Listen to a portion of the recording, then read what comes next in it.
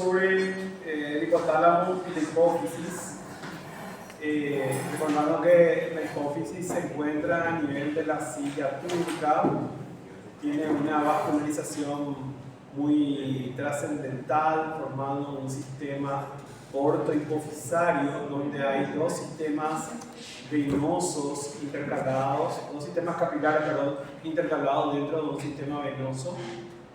La hipófisis está dividida en una hipófisis anterior o adenopófisis altamente vascularizada con una alta capacidad de liberación de las hormonas glucoproteicas, como son, por ejemplo, la prolactina, la hormona del crecimiento. Tenemos por otro lado TSH, hormona estimulante de la tiroides, FSH, hormona estimulante de los folículo estimulante, hormona luteinizante, y la ACTH, hormona adrenocorticotropa.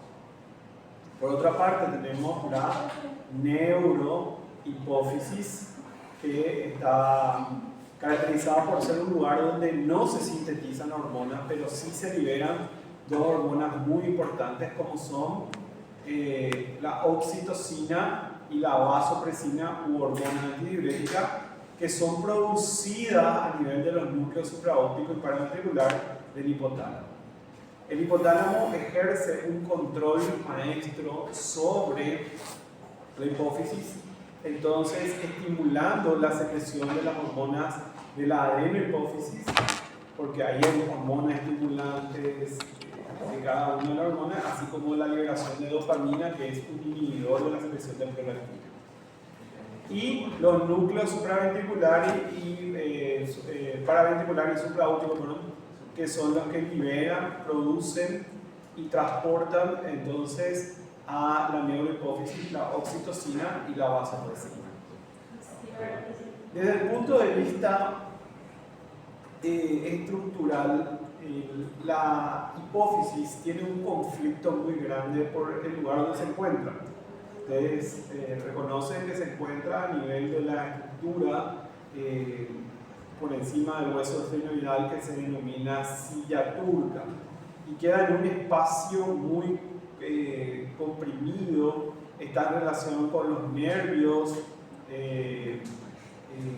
craneales, está en relación con el nervio óptico, y está en un espacio donde tiene muy poca capacidad de movilización. Y es así que si se produce un crecimiento, ¿cuál es la patología más frecuente que se da a nivel de la hipófisis? Es el efecto de masa por crecimiento de la glándula, ¿sí? Un crecimiento tumoral que puede ser hacia abajo, hacia arriba, hacia los costados, y de acuerdo hacia dónde se produzca este crecimiento, por ejemplo, si es hacia arriba, puede comprimir a los nervios ópticos en su decusación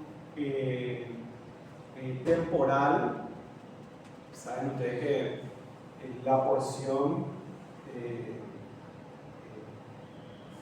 vamos a decir, de los nervios ópticos sufre una decusación, y eso se ve justamente posterior a la estructura de la hipófisis, y esto puede producir una pérdida de la visión periférica por compresión del efecto de masa.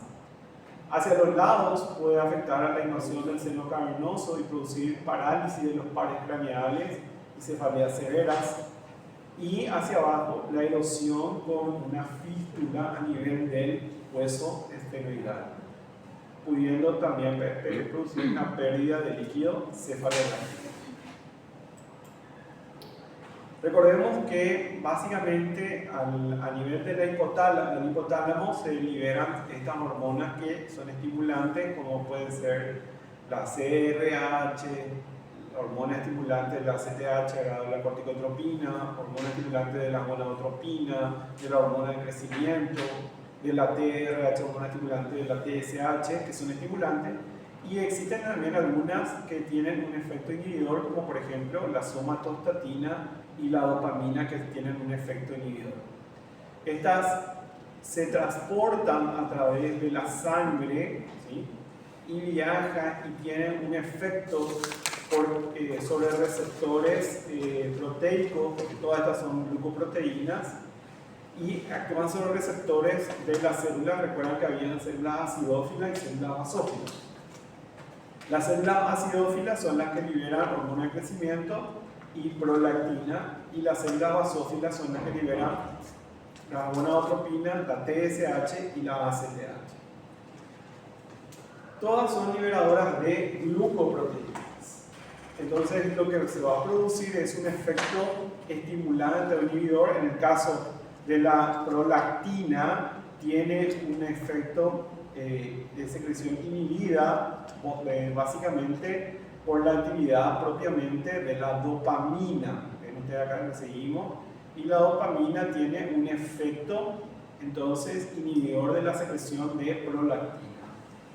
En cambio, todas las otras tienen un efecto estimulante y tienen efectos sobre su órgano diana.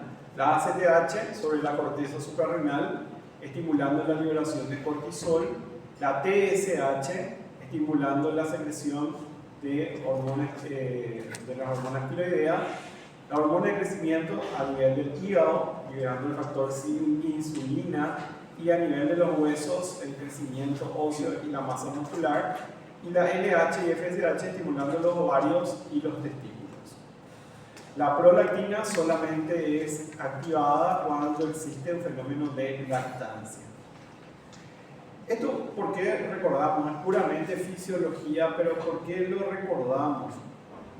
Lo recordamos porque si en algún momento existe el aumento de la masa hipofisaria y esta pierde su control, va a producir un efecto de aumento de la secreción hormonal de estas hormonas, y por lo tanto el efecto va a ser visible en la función de estas glándulas.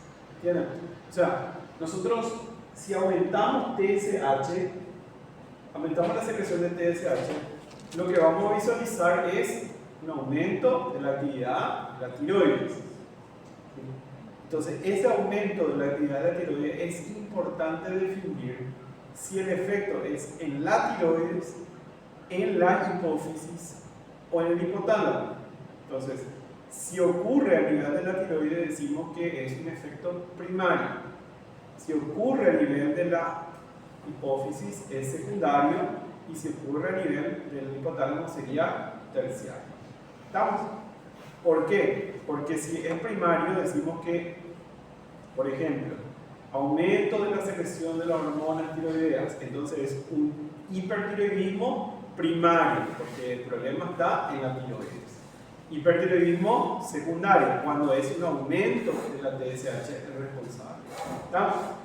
Y si es un aumento de la TRH, sería terciario, lo cual es extremadamente raro. Nosotros estamos tratando ahora el tema propiamente de la hipófisis. Tratando el tema de la hipófisis, los adenomas hipofisarios, es decir, el crecimiento de la glándula hipofisaria, es el elemento más común, produciéndose frecuentemente microadenomas cuando tienen menos de 1 centímetro y macroadenomas cuando tienen más de 1 centímetro, son invasivos o tienen un efecto a nivel intracelular. Generalmente los microadenomas tienen un mucho mayor efecto funcional que los macroadenomas. ¿Estamos? Entonces,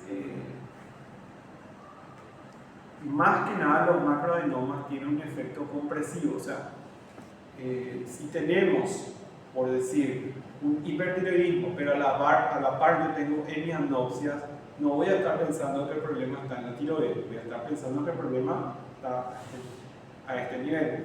Si hay cefaleas, si hay compromiso de todas las hormonas, no voy a estar pensando de que es el órgano en particular, ¿entiendes?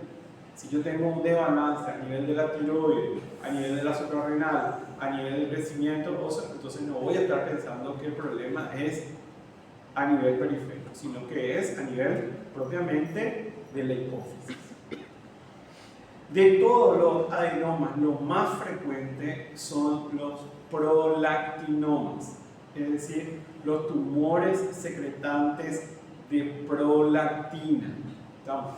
Y esto se puede producir por microadenomas o por macroadenomas. ¿Sí? Acá vemos que en el caso de los microadenomas tiene un efecto más funcional. Luego el resto van a tener un efecto mucho más compresivo, no funcional. Lo otro que puede dar un efecto funcional es la hormona de crecimiento y la ACTH en menor proporción. ¿Estamos? ¿Qué significa? ¿Cuál sería el efecto funcional de la secreción de la hormona prolactina?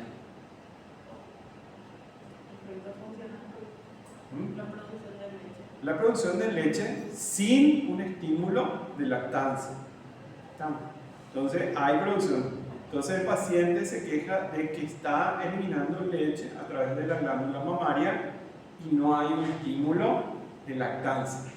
¿Está claro? Entonces eso habla de que es muy probable el desarrollo de lo que se denomina un prolactino. En el caso de la hormona de crecimiento, por ejemplo, vamos a tener, si el proceso ocurre durante la niñez, antes del cierre del cartílago de crecimiento, ¿cuál va a ser la manifestación del aumento de la secreción de la hormona de crecimiento? Un crecimiento desproporcionado, ¿verdad? Un crecimiento, o sea, proporcionado en esa persona, ¿verdad? Pero desproporcionado en el sentido de que va a ser mucho más alto por referente a la familia, entonces va a haber lo que se llama un gigantismo. ¿Estamos? En cambio, cuando se produce en un adulto que ya cerró los cartílagos de crecimiento, van a crecer desproporcionadamente algunas estructuras óseas, por ejemplo la mandíbula, las manos, y entonces se va a producir otro evento. Y el otro que puede generar un efecto funcional es el de la ACTH. Luego el resto produce más efecto de masa. Lo otro que tenemos que tener en cuenta, si se produce la secreción de una sola hormona, entonces decimos que el tumor se va a denominar de acuerdo a la hormona secretada. Por ejemplo, prolactina, prolactinoma. Pero cuando se secretan dos o más hormonas, ya decimos que hay un pan-hipo o pan-hiperpituitaria. Entonces hay mayor secreción de alguna de las hormonas. Bueno, lo normal dentro del proceso de secuencia es que una proteína G, ¿verdad?, es la que produce la activación del segundo mensajero y se produce la secreción hormonal. Normalmente eso en la secuencia patológica no ocurre y se produce un paso donde hay una activa capacidad de entrar en el ciclo celular y una expansión de la célula, y esto se da una expansión clonal independiente del estímulo hipotalámico. Entonces, fíjense lo que estamos diciendo acá. Si nosotros tomamos en cuenta que hay un fenómeno de retroalimentación y supongamos que la prolactina comienza a liberarse, eso va a producir un efecto, o vamos a poner otra hormona que es más fácil de entender, la TSH. La TSH estimula la glándula tiroides y la glándula tiroides tiene que producir por el aumento de secreción una disminución de la TRH y TSH. Lo que nos está diciendo es que como hay una expansión clonal de las células no tienen efecto la TRH sobre ellas, y por lo tanto lo que vamos a tener, supongamos, en un problema hipofisario, ¿qué va a ser?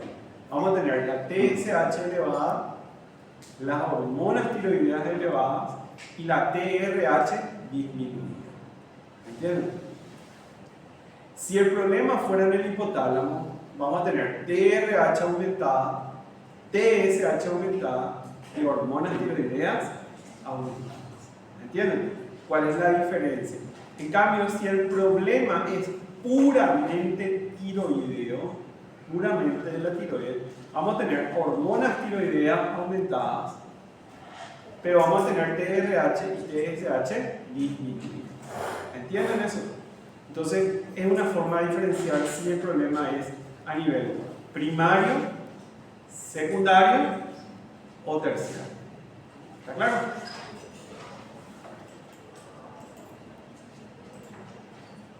Los mecanismos o sea, el impacto clínico va a depender, como les dije, de la secreción hormonal o del efecto de masa y la pérdida del eje hipotálamo. En el caso de la hiperprolactinemia, que es lo más común, ¿verdad? Este impacto puede hacer estimular la secreción de leche en líquido. Eso se llama galactorrea, ¿sí? Pero ustedes saben que cuando una mujer está dando de mamar, no funciona como un fenómeno anticonceptivo. Entonces ese fenómeno también va a producir una disminución de la secreción de estrógeno, de hormonas gonadotrópicas, y entonces el paciente va a venir con oligoamenorrea, va a disminuir su capacidad de fertilidad, va a tener un efecto de disminución de la masa porque está perdiendo calcio, ¿sí? Y puede haber, en el caso de los hombres, pérdida de la libido y disfunción eréctil. La hiperprolactinemia o el aumento de la secreción con galactorrea puede ocurrir tanto en mujeres como en varones. Hay medicamentos que pueden generar, por ejemplo, una galactorrea en algunos casos. Los más frecuentes, por ejemplo, son los anticonvulsivantes. También, por ejemplo, los medicamentos que son para los vómitos pueden generar un fenómeno de estímulo de la secreción de prolactina, pero es momentáneo. Entonces, si nosotros queremos diferenciar, evidentemente, si por ahí tenemos una duda y suspendemos una medicación y después de una semana ya no tiene, era por la medicación. Si continúa con la secreción es porque es propiamente a nivel hipofisal. ¿Estamos? Por ejemplo, en el caso de la hormona de crecimiento, como les dije, la hormona de crecimiento va a producir en los niños un exceso, ¿verdad? Del crecimiento muy gigante. En cambio, en los adultos va a producir un estado que se denomina de acromegalia. Acromegalia. La acromegalia es un estado donde se produce un crecimiento, por ejemplo, de la mandíbula, de los cartílagos costales, de las manos. Las manos son desproporcionadamente más grandes que el resto del cuerpo, ¿sí? Y puede haber visceromegalia como hepatomegalia y el corazón grande, lo cual hace que tengan mayor posibilidad de desarrollo de cardiopatías por el crecimiento del corazón grande. Si se produce una disfunción de la secreción de ACTH, esta ACTH estimula la corteza suprarrenal para liberar mayor cortisol, y este cortisol va a tener un efecto que vamos a ver en otra clase que se denomina enfermedad de Cushing. Estos son los casos donde hay un aumento de la secreción de una hormona en particular. Cuando falla el proceso secretorio, entonces se produce lo que se llama hipopituitarismo. La deficiencia parcial o total de las hormonas se denomina panhipopituitarismo. El más común es en las mujeres en el posparto, lo que se produce por un infarto isquémico de la hipófisis que se denomina síndrome de Shiham.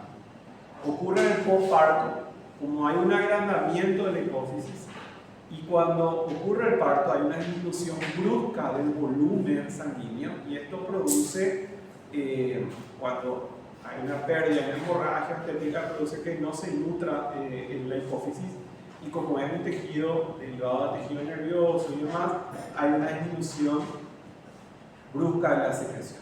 Lo otro puede ser por una hemorragia, en el caso de apoplejía, o en el caso de traumatismo o procesos autoinmunes. En todas estas circunstancias se produce un síndrome de hipopituitarismo. Entonces, si dependiendo de la edad, puede haber un déficit de la hormona de crecimiento, un retraso del crecimiento. Esto produce un enanismo hipofisario, que son los enanitos chiquititos, ¿verdad? Que no son de la acromegalia, la acondroplasia, que es el enanito que tiene. Claro, ellos son acondroplásicos, ¿verdad? El otro es proporcionado y entonces hablamos de un enanismo. En el caso, el ejemplo más clásico es el de Messi. Messi, él recibió la hormona de crecimiento, ¿verdad?, a los 13 años para poder establecerse y tener una estatura acorde a la edad, ¿verdad? Pero era mucho más pequeño. Y si no recibía esa hormona no iba a tener un crecimiento proporcional.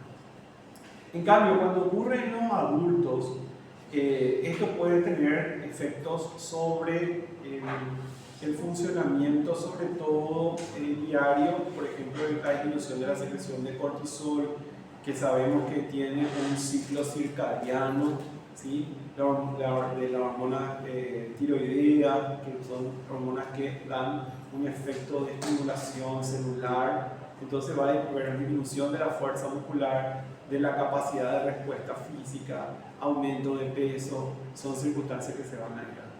Y recordemos que también puede ser afectado el eje del agua, con la disminución de la secreción de ADH, entonces no hay hormona antidiurética, y el paciente va a tener un trastorno en el proceso de filtración del agua a nivel de los túbulos colectores, y esto va a hacer que el paciente tenga mayor cantidad de orina y va a producirse lo que se llama una diabetes insípida. Entonces, la diabetes insípida es cuando se pierde por la deficiencia absoluta de ADH. Cuando hay un exceso de ADH, se produce una secreción inadecuada de ADH.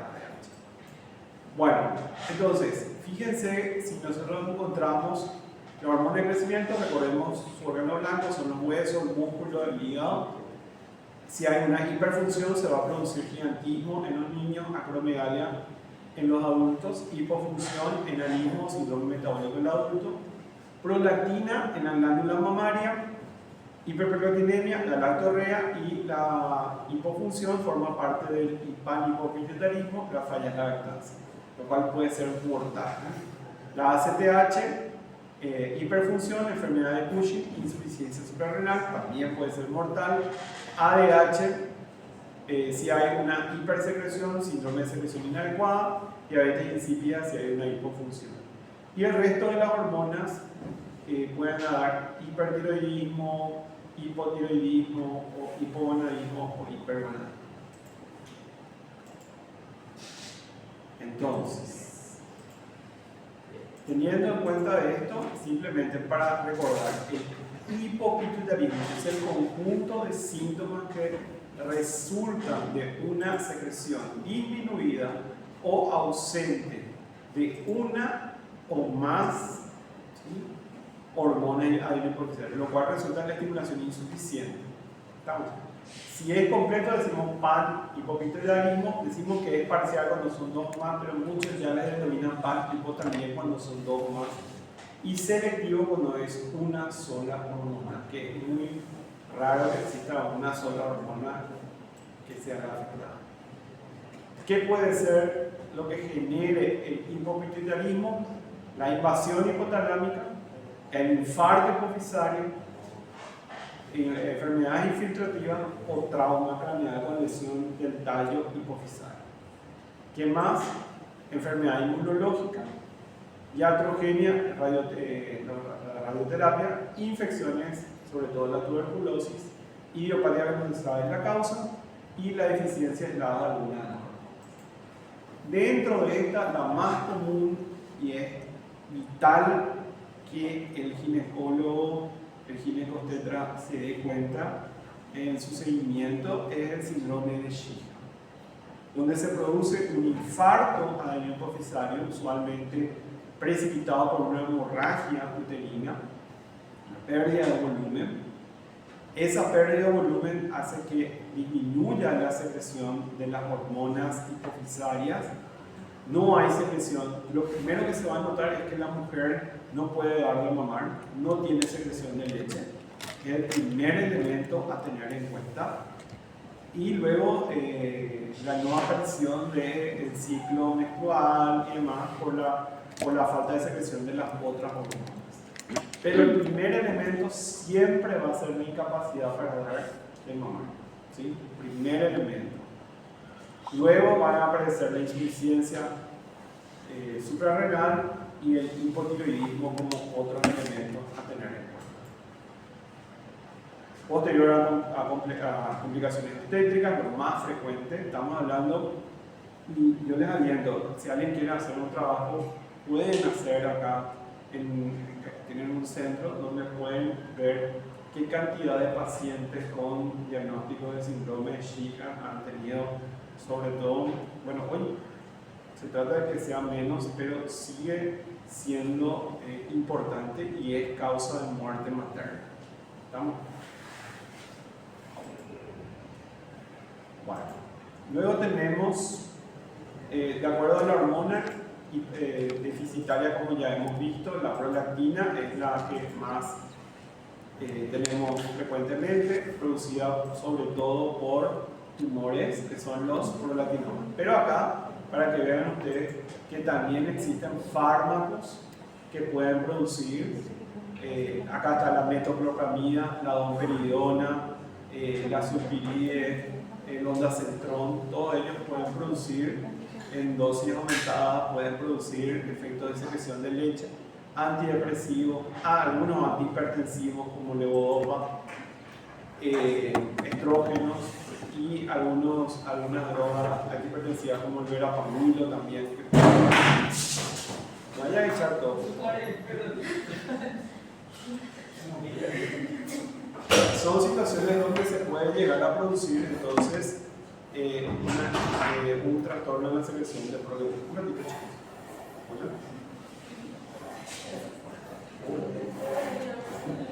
Me cagué fuerte. ¿Qué pasó? Un ratito, chicos. Cuenta es que los la hiperprolactinemia, entonces esos pulsos, ¿verdad? Están abolidos, esos pulsos o sea, la hormona aumentada disminuye los pulsos de LH y con lo cual también se produce el fenómeno de infertilidad que estuvimos hablando. Después, otra cosa muy interesante que quería mostrarles, porque es el estado de acromegalia, que es cuando hay un exceso, pero en los adultos, de la hormona de crecimiento. Ustedes saben normalmente que la hormona de crecimiento tiene un ascenso muy importante durante la etapa de la niñez y después en la adolescencia va bajando y prácticamente hoy ninguno de los que estamos acá tendría que tener hormona de crecimiento. Ese no es hormona de crecimiento. Entonces, esa hormona de crecimiento produce un efecto, se puede producir también por efecto de otros. Tiene un efecto de estimular al hígado para la secreción de la hormona similinsulina de tipo 1 para el crecimiento óseo, el crecimiento muscular, como ya ustedes lo saben. Las acciones biológicas son aumento de la captación tisular de aminoácidos, aumento de fabricación de ARN mensajero, actividad enzimática, la disminución de la utilización celular de glucosa, aumento de la producción hepática de glucosa para aumentar las reservas y producir un efecto de hiperinsulinemia. Entonces, estos pacientes, si todo esto se produce de sobremanera, va a aumentar el riesgo de hipertensión arterial, el riesgo de diabetes, aparte de producir ese sobrecrecimiento. El cuadro clínico, generalmente hay un aumento del tamaño a nivel frontal, a nivel de la mandíbula, este prognatismo y un crecimiento de las manos. Fíjense el engrosamiento que se produce a nivel óseo. Hay un engrosamiento comparativamente con otras manos. Vemos el engrosamiento y el cierre de las articulaciones, con lo cual se produce mucho dolor muchas veces. También se produce un crecimiento a nivel cardíaco, a nivel del hígado, y esto produce una cardiopatía dilatada.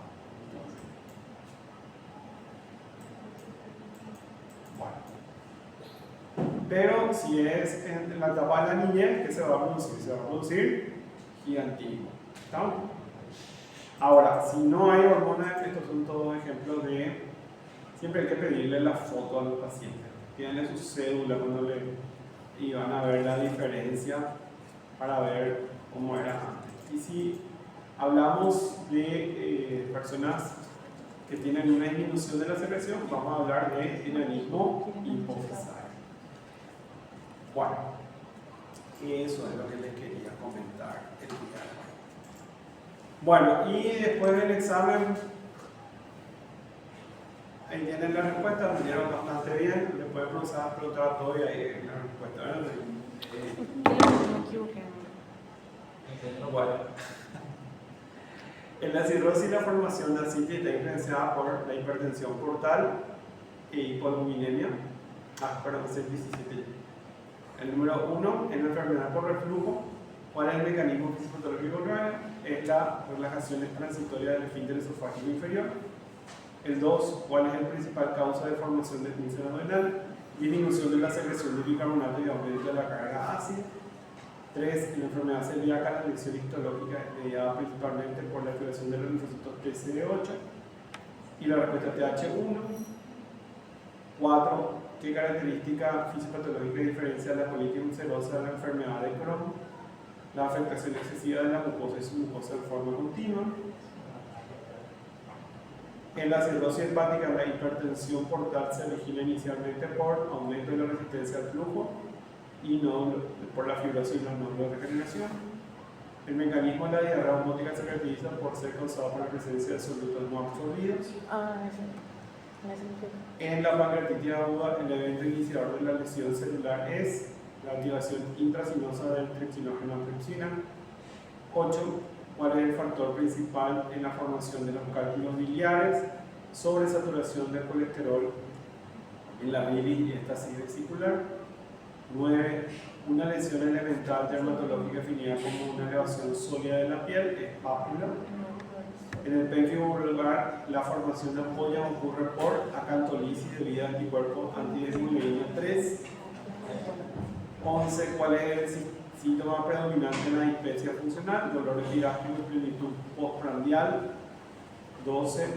En la fisiopatología de la encefalopatía hepática, el metabolito es el amoníaco. Una mujer de 70 años con ampollas flácidas en el tronco y mucosa seccional de la piel, hay signo de Nikolsky positivo, es pérfido vulgar. La diarrea secretora se distingue de la osmótica porque es causada por el aumento de la secreción activa de electrolitos, cloro. ¿Cuál de las siguientes lesión elemental secundaria? Es la costra. La colecitis aguda, la inflamación se produce principalmente por obstrucción prolongada del conducto cístico. 17. La cirrosis, la formación de ascitis está influenciada por la hipertensión pulmonar portal y hipoalbuminemia. El siguiente factor está asociado al antígeno vaca, actúa como factor de virulencia. 19. ¿Cuál es el mecanismo principal del antígeno CAGA? Inducción de las mutaciones clínicas. 20. ¿Qué parte del tracto gastrointestinal se ve afectado de manera característica en la colitis ulcerativa? Colon y recto. ¿Cuáles de las siguientes propuestas de cambio neuroanatómico está adecuadamente sustentado en relación con la calasia? Pérdida de las células ganglionarias. ¿Cuál es el papel principal de la transglutaminasa? Modifica la gliadina para que sea más eficaz. 33. En la psoriasis, el fenómeno de acortamiento del ciclo celular de los queratinocitos se debe principalmente a la activación de la interleucina 23-17. 24. ¿Cuál es el mecanismo por el cual el consumo crónico de antiinflamatorios? Inhibición de la enzima COX-1, reducción de las prostaglandinas. En la fisiopatología de la diarrea inflamatoria, el daño de la barrera mucosa y liberación de mediadores de citoquina y prostaglandinas. El mecanismo principal de la diarrea por toxina vibrio clorada, aumento de los niveles de AMP cíclico, provocando la secreción masiva de cloro y agua. 27. En la hepatitis viral aguda, el daño de los hepatocitos es causado principalmente por la respuesta inmune del huésped que reconoce antígenos virales en la superficie celular. El A está mal porque dice en todos los virus hay daño citopático. ¿Cuál es la característica histológica fundamental que define la extensión de la inflamación? Inflamación limitada a la mucosa y submucosa con formación de absceso y crista.